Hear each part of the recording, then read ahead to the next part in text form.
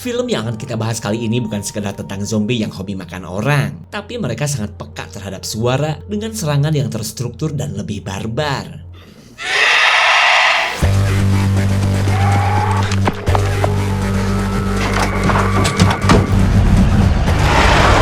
Hai, bareng Ed Clipper lagi di sini. Seperti biasa, Ed Clipper kembali hadir untuk memberikan alur cerita film terbaik untuk kalian simak. Buat yang nanya judul, nih. So, buat yang penasaran dengan ketegangannya, mangga tinggali dulu karengse. Tekain hilap nyawer hype supados channel ieu langkung sering diabarkan YouTube.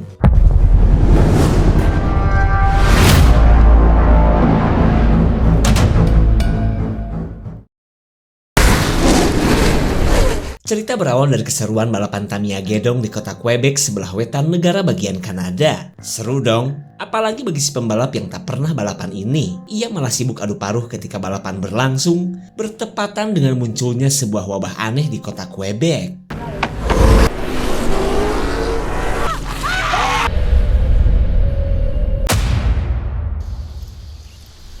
Singkat cerita, daerah pedesaan kota Quebec menjadi sunyi setelah hampir semua warga tertular wabah virus yang menyerupai zombie. Tapi meskipun demikian, masih ada warga yang bertahan di tengah ancaman para zombie yang sangat peka terhadap suara.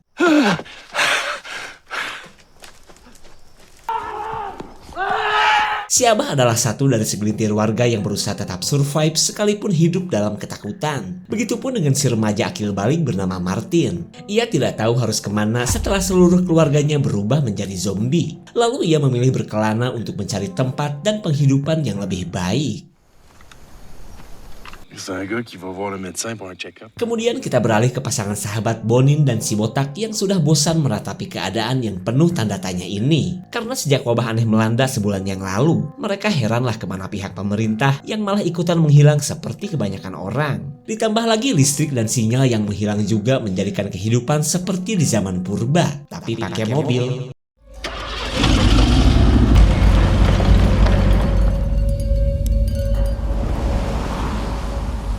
Berikutnya ada si wanita gagal ngarir bernama Celine yang sudah muak dengan wabah zombie ini. Hingga daripada membawa make up atau bedak salisir, ia memilih nenteng golok setiap saat.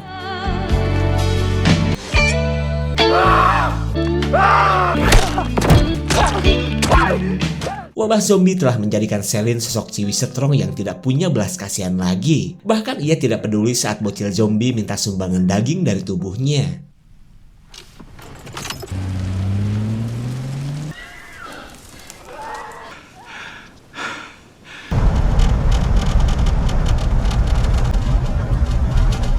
Si botak mengajak Bonin mengevakuasi pasangan ibu dan anak yang sempat ia lihat. Karena sejak wabah zombie ini, mereka yang tadinya duet pengangguran, kini menjadi duet tim SAR yang peduli keadaan sekitar. Lalu si botak menyuruh Bonin menunggu. Sementara ia akan memastikan si ibu dan anaknya tidak terpapar virus zombie.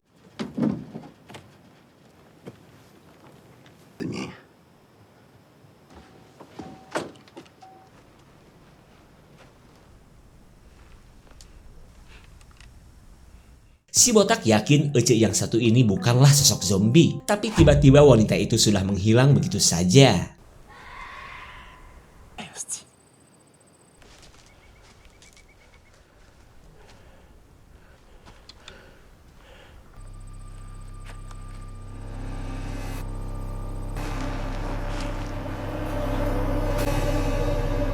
Si botak tidak tahu bahwa si Ece adalah sosok zombie yang punya banyak anak. Malah nyengir lagi.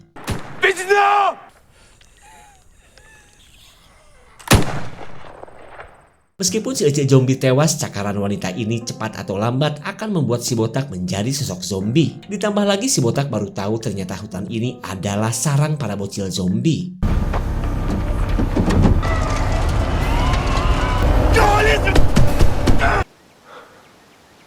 Hari ini adalah hari paling sad boy bagi si Abah yang udah mah terkena gigitan. Ia terpaksa ngebun-bun istrinya yang sudah menjadi zombie. Penyesalan si Abah pun membuatnya sudah pasrah jika memang hidupnya akan berakhir di usus para zombie.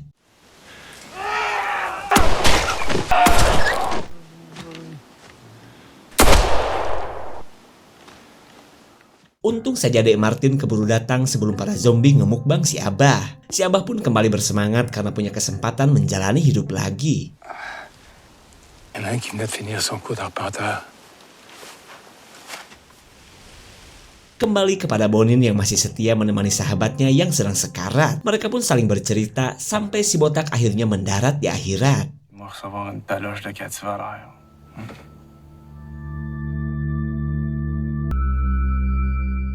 Si botak memang meninggoy akibat kehilangan banyak darah. Tapi cepat atau lambat ia akan menjadi sosok zombie yang haus akan darah dan daging jelema. Sementara Bonin gak tega jika harus ngebarbeque sahabatnya sendiri, seperti yang biasa ia lakukan terhadap orang yang terpapar sebelum berubah menjadi zombie.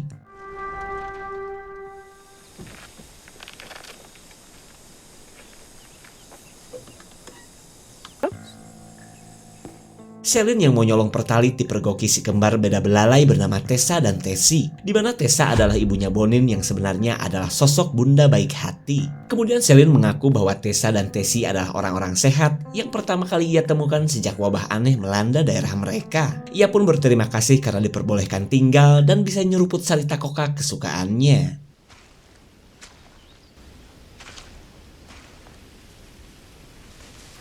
Qu'est-ce que tu fais ici?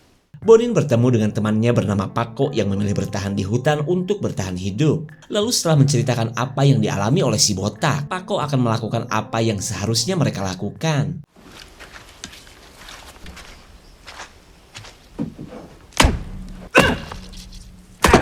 Crise de Vizina.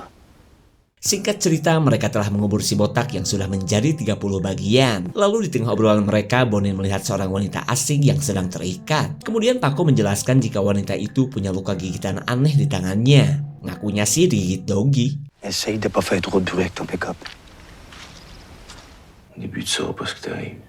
Bonin bisa mengetahui bahwa wanita yang bernama Tania ini tidak terpapar virus zombie karena setahunya ciri-ciri orang yang baru tertular akan merasakan sakit kepala, mual, sampai perubahan tubuh yang diawali dengan banyaknya bercak hitam. Tania memohon agar Bonin jangan meninggalkannya sendirian. Terlebih ia benar-benar digigit anjing dan bukannya digigit zombie seperti perkataan Paco. Dan karena alasan itulah Bonin akan membawa Tania ke rumah ibunya.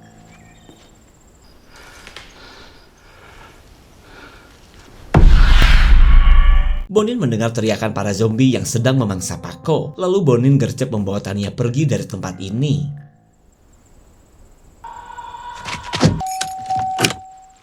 Bonin berusaha tidak berisik mengingat para zombie sangat peka terhadap suara. Namun dalam kondisi saat ini tidak ada cara lain yang lebih aman selain kabur secepatnya.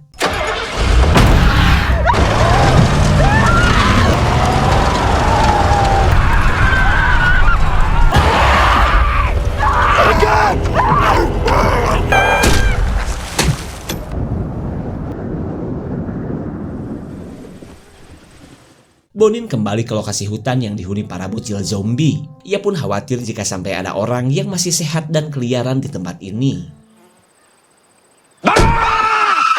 Dikira zombie, ternyata ini adalah Demer, si calon tentara yang masih satu kampung dengan Bonin. Ia pun katanya akan mudik setelah mendengar wabah aneh melanda kampung halamannya. Tapi karena terlanjur kaget, Bonin gak peduli dan ogah memberikan tumpangan kepada Demer. Des années qu'il revient de sa mission, le problème c'est...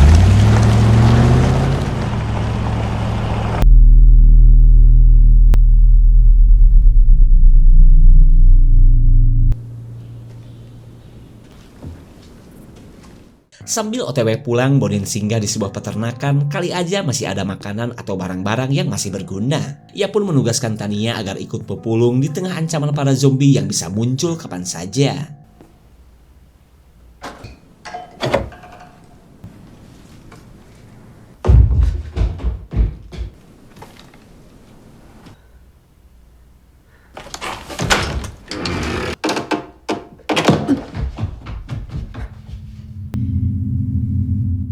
Tania menemukan seorang bocil yang sepertinya sudah beberapa hari bersembunyi. Dan karena si bocil bernama Zoe ini tidak terpapar virus, Tania berharap Bonin turut membawanya pulang.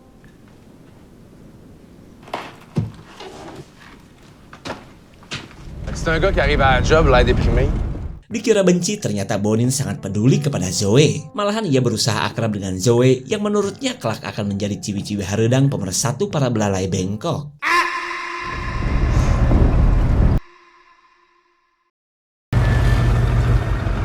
Karena perjalanan pulang masih jauh, Bonin singgah di sebuah rumah dan menjadikannya tempat istirahat sebelum melanjutkan perjalanan esok hari. Tapi meskipun terlihat nyaman, rumah ini tidak punya fasilitas untuk boker.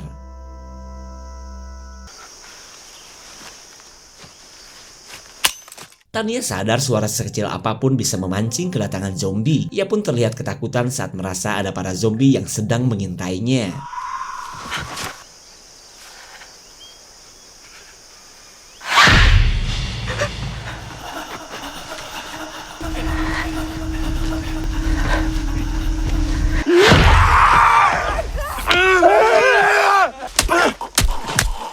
Untung saja Bonin keburu datang dan berhasil merujak si zombie sampai becek. Akan tetapi Tania tetap saja menyalahkan Bonin yang harusnya menjaga Tania sekalipun sedang boker. Quand on touche à un seul, c'était mystérieuse. Je vais être morte, ouais. Si Demer dari dulu memang paling hobi ngagetin orang. Namun kali ini ia punya informasi penting akan perilaku aneh para zombie yang sempat ia lihat. Mendengar kabar tersebut, Bonin jadi penasaran untuk melihatnya.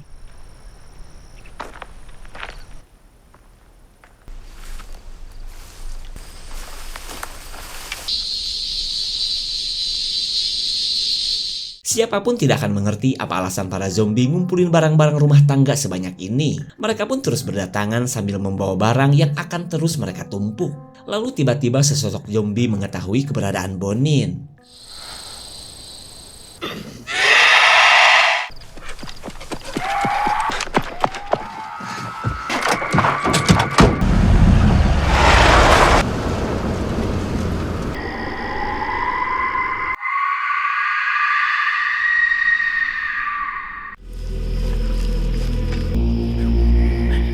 Kini mereka sudah seperti duet musafir yang selalu menghindari para zombie.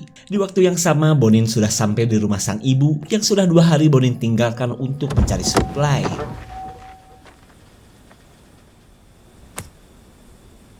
On va attendre un peu, ok?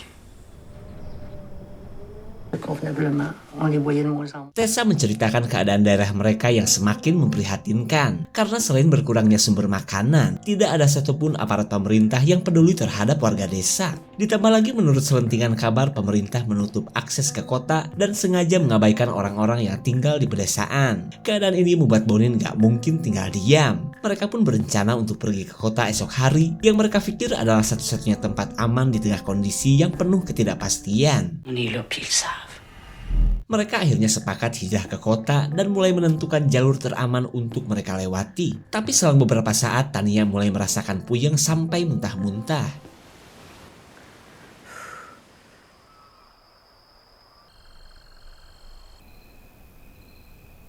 Sont où, tu penses? Mereka sudah seperti sebuah keluarga maksa yang dipertemukan oleh petaka. Mereka pun harap-harap cemas akan perjalanan esok hari yang sudah pasti akan dipenuhi oleh bahaya. C'est quoi le message là-dedans? C'est juste qu'on peut s'attacher à toi sans ça. Selin dan keluarga Bonin rupanya sedang membicarakan luka gigitan di tangan Tania. Tania pun katanya gak suka dengan obrolan yang menurutnya cuma sia-sia. Karena seperti pengakuan sebelumnya, Tania menyebut jika luka di tangannya akibat gigitan seekor anjing. Semua orang langsung bersiap setelah Tessa mendengar kedatangan sesuatu yang menurutnya adalah para zombie. Lalu Bonin memberanikan diri untuk memastikan apa yang sebenarnya didengar oleh sang ibu.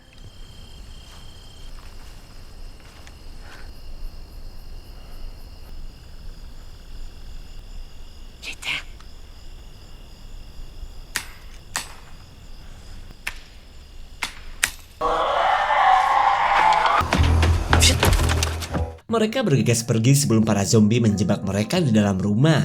Bahkan mereka tidak punya waktu untuk mengemasi barang-barang termasuk menggunakan mobil.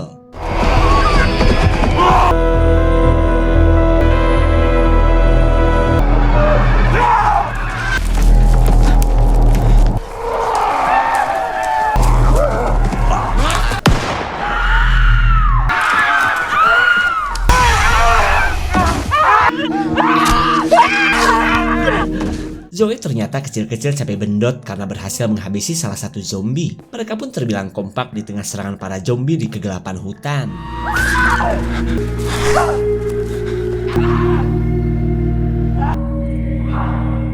Pertempuran akhirnya dimenangkan oleh kelompok Bonin yang telah mencincang belasan zombie, di mana semua itu berkat perlawanan Selin yang paling brutal dibandingkan Bonin yang cuma menang senjata doang.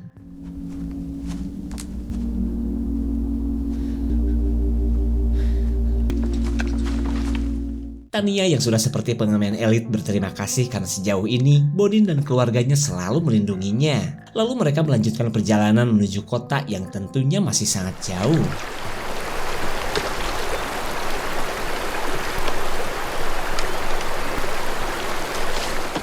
Tak disangka mereka melihat si Abah yang akan melintasi sungai. Tapi karena mereka tidak saling kenal, si Abah cuma numpang lewat dengan damai.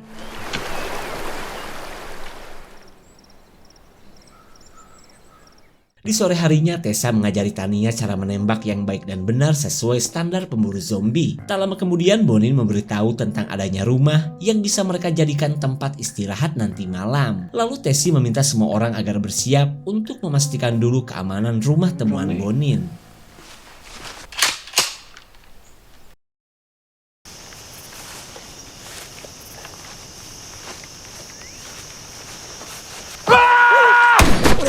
Semua orang kaget karena gerakan refleks Tania. Demer si manusia kejutan akhirnya sekarat dan meninggoy. Tapi agar Tania tidak merasa bersalah, Bonin berbohong dengan menyebut Demer sudah terkena gigitan zombie. Il t'a mordu. Ulahnya kalau berdil gerak.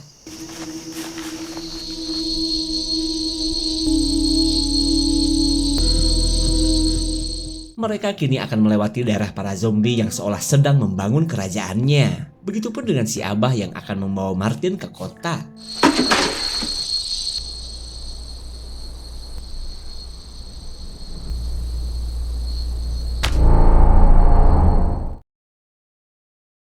Si Abah yang memang akan menjadi zombie berhasil melindungi Zoe, hingga Bonin dan yang lain bisa lanjut kabur melewati hutan. Dan karena pertolongan si Abah inilah mereka bergabung untuk menuju kota. Losing time, I'm fading fast. I just wanna make it last. Try to let go of the past. I close my eyes, embrace the blast. Sleepless nights and headaches stack. Restlessness to hell and back. What's my purpose? What do I grab? A slippery surface, a heart attack.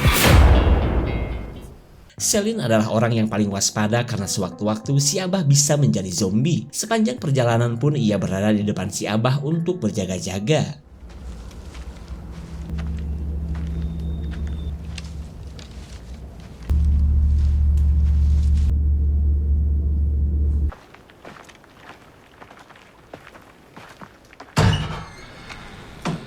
Seperti biasa, keluarga Bonin pupulung suplai untuk perbekalan selama perjalanan. Lalu Tessa menemukan sebuah peringatan dari si pemilik rumah yang ditujukan buat para survivor seperti mereka. Di mana si pemilik rumah melarang siapapun pergi ke kota karena mereka akan ditangkap dan menjalani karantina yang menyedihkan. Mendengar kabar tersebut, Tania tiba-tiba pergi begitu saja.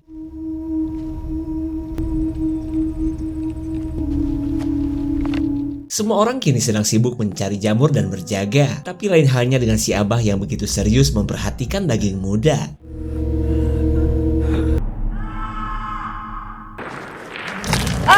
Teriakan Martin yang diserang si Abah membuat zombie lain datang dan menyerang Tessie. Bonin dan ibunya bisa melihat sosok zombie yang tadi sempat didor oleh Tessie.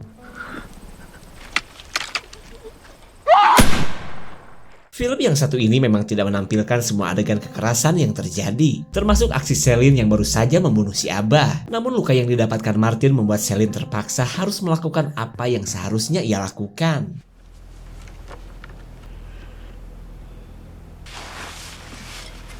Oh non, Jérémy la traverse.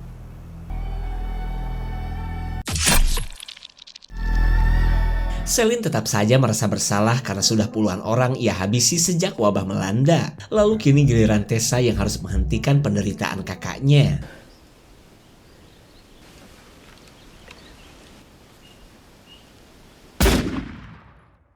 Cepat kabur, ayo kabur, Antosan.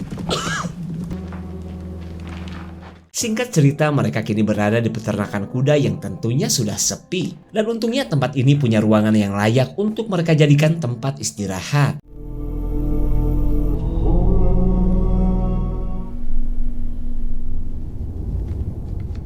Di hari berikutnya mereka melanjutkan perjalanan menembus hutan yang dipenuhi kabut. Udah mah tanpa peta, perjalanan pun terasa horor apalagi dari tadi terus terdengar jeritan para zombie. Lalu tiba-tiba mereka mendengar tangisan bayi yang entah berasal dari mana.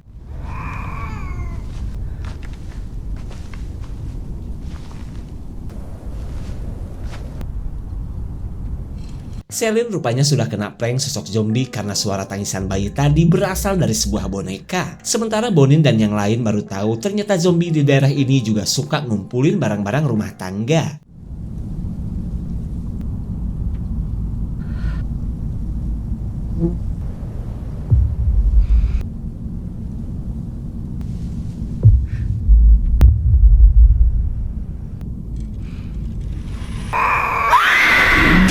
Serangan Celine bagaikan genderang perang bagi para zombie yang hidup dalam kesunyian. Tak lama kemudian Bonin mendengar teriakan para zombie yang sudah siap untuk makan besar.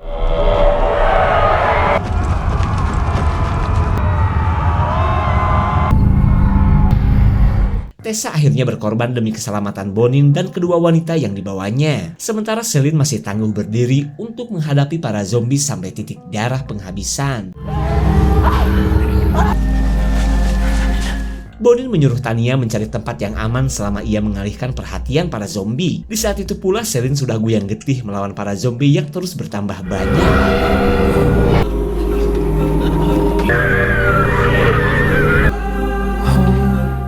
Tania akhirnya mengakui bahwa luka di tangannya berasal dari gigitan zombie. Sementara Celine yang sudah terlalu banyak mendapat gigitan gak perlu waktu yang lama untuk menjadi sosok zombie seperti Tania. Dan mumpung masih dalam keadaan sadar, Tania akan ikut berperang untuk melawan para zombie.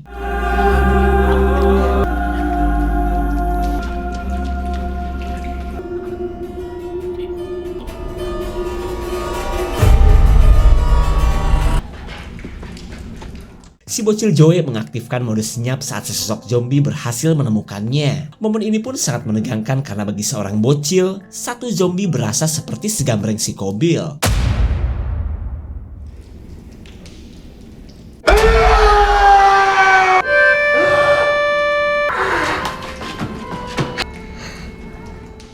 Piano imut milik Tania terbukti ampuh bisa mengalihkan perhatian si zombie. Lalu selang beberapa saat, Zoe mulai berani keluar untuk melihat keadaan setelah peperangan.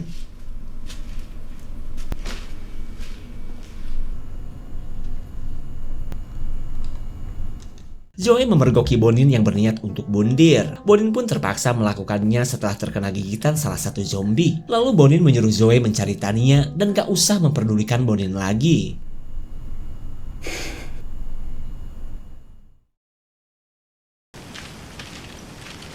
Zoe yang kini tinggal sendirian gak mungkin mencari Tania yang sekarang sudah pasti menjadi sosok zombie.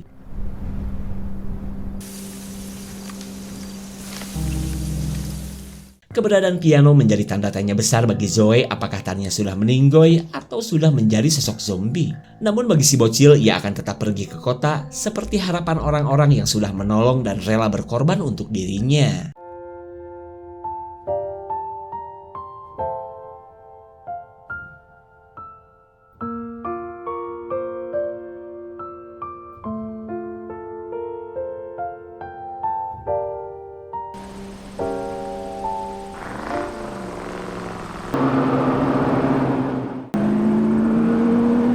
Zoe bingung ini teh mobil atau odong-odong racing. Dan ternyata ini adalah si pembalap di awal film yang masih dalam keadaan sehat walafiat. Dan berkat kedatangan pria tampon ini, Zoe punya tumpangan gratis menuju kota.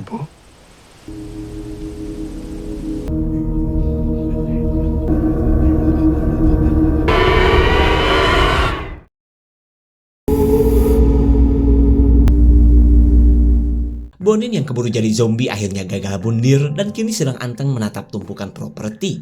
Begitupun dengan Tania, mereka kini menjadi pasukan zombie di bawah kepemimpinan Celine. Tidak ada keterangan apapun tentang fenomena wabah zombie yang satu ini, terutama akan kebiasaan para zombie yang selalu mengumpulkan barang-barang dan terus mereka pandangi. Tapi yang jelas si pembuat film tidak mungkin ngasal membuat cerita, karena bisa saja ini adalah bentuk sindiran terhadap perilaku manusia yang kebanyakan menjadi pemuja harta benda. Mereka pun bukan sekedar mayat hidup yang hobi makan, tapi mampu menciptakan struktur kehidupan atau bahkan kepercayaan baru. Kalau menurut kalian gimana guys? Jangan lupa komen ya. Segitu saja untuk klip dan review kali ini. Terima kasih dan sampai jumpa.